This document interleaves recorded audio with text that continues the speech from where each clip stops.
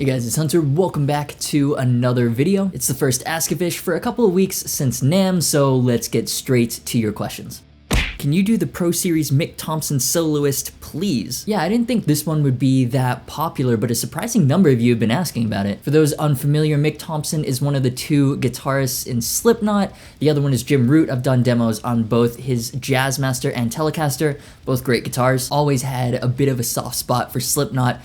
Before I Forget was one of the first heavy songs that I got into in middle school. So Mick Thomson was with BC Rich for a while, and then Ibanez, I think? Anyways, doesn't matter, now he's with Jackson. He had a USA signature model out last year, and now they're doing the import version, the Pro Series Mick Thomson Soloist SL2. So at first, I thought it looked like just an incredibly generic metal super strat. Flat white and flat black finishes, 2 active humbuckers, a floating bridge, 25.5-inch scale length, 24 frets, a reverse headstock. I mean, we've all seen many guitars that look very similar to the SL2 before. But when I took a closer look, it's actually got some interesting features. Firstly, it has a compound fingerboard radius. Fingerboard radius is something that I'm personally quite picky about. I grew up playing Squires and Epiphones, then moved on to ESP and Gibson.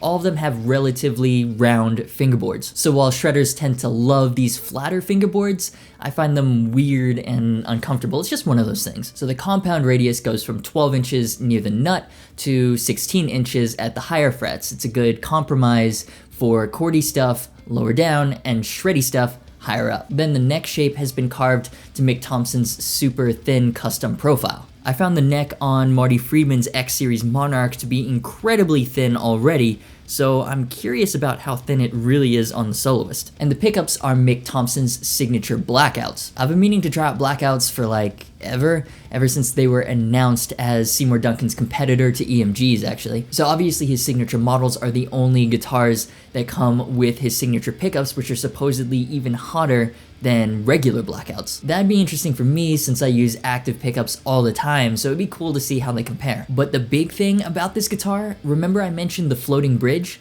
Well, it's actually not floating, it's a Jackson hardtail bridge. And basically it's based off of a locked down Floyd. It's supposed to look the same, feel the same, has the locking nut for tuning stability, but because it's a giant hunk of metal bolted down in 3 places to the body, and because they don't have to route out the space for the tension springs, in theory, it should have some insane sustain. I haven't tried many Jacksons. I liked the Misha Mansour Pro Series. I didn't like the Marty Friedman X Series, but I love it when guitars have unique features hidden in plain sight, like the Mick Thomson models. Well, what do you think? Interested, not interested? Let me know in the poll by clicking the I button in the top right.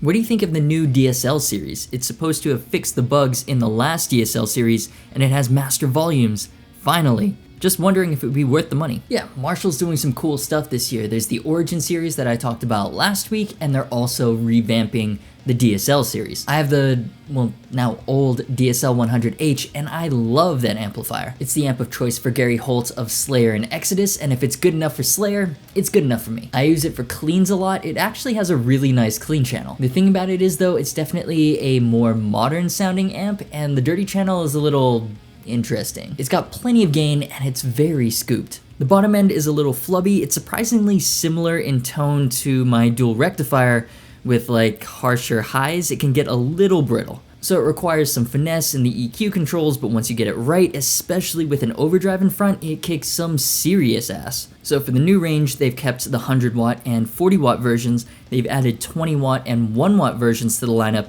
and they've revoiced the EQ slightly. The low end is tighter, they've tamed the highs, kind of rounded the whole thing out. The digital reverb has also apparently been improved and made more musical. And they've taken the time to add new features like speaker emulated output based off of a Marshall 1960 cabinet, master volumes, and at least on the 40 watt and 100 watt versions, MIDI input functionality. So that means with an optional 6-button foot switch, you can toggle between the 2 modes for each channel, toggle the effects loop on and off, all the stuff like that. So very cool, definitely sounds like an improvement over the generation that I have. As for worth the money, compared to what? I've always found the DSL to be a ton of modern all-tube Marshall tone for the dollar.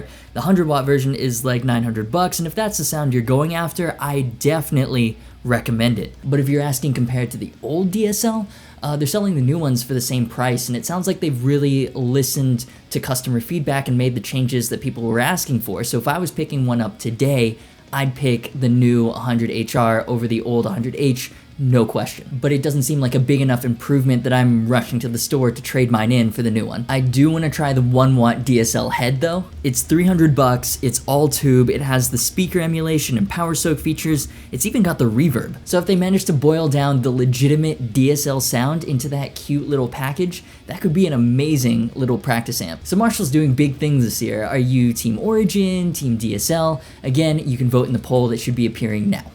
You talked about the new LTDs, but did you look at the 2018 E-IIs? I did, actually. Obviously, I like LTDs a lot, and they have a ton of new, exciting stuff for 2018. If you want to hear my thoughts on that, there's a link to a previous Agufish in the cards. On the E-II front, there aren't nearly as many new ones for this year. I still don't like the E-II name. I think ESP Standard is a much better name, but that's another topic for another time. All the new guitar finishes look very cool. The new Horizons in turquoise burst and blue-purple gradation aren't really game changers, but they are certainly brighter than last year's models. There's also the signature model Horizon from Sugizo. I have no idea if I'm pronouncing that right. That looks interesting because it has no neck pickup, just a Duncan distortion in the bridge and a little 59 in the middle. I've never seen that before, and I'm kind of curious as to what the design philosophy was behind that move. Then there's the new M2 hip shots. I haven't kept up with E-II as much as LTD, but as far as I know, this is the first time they've offered bare knuckle pickups in their production models. Both come with hip shot hardtails, the 7 comes with Warpigs, and the 6 with aftermaths. But clearly the best new entry in the lineup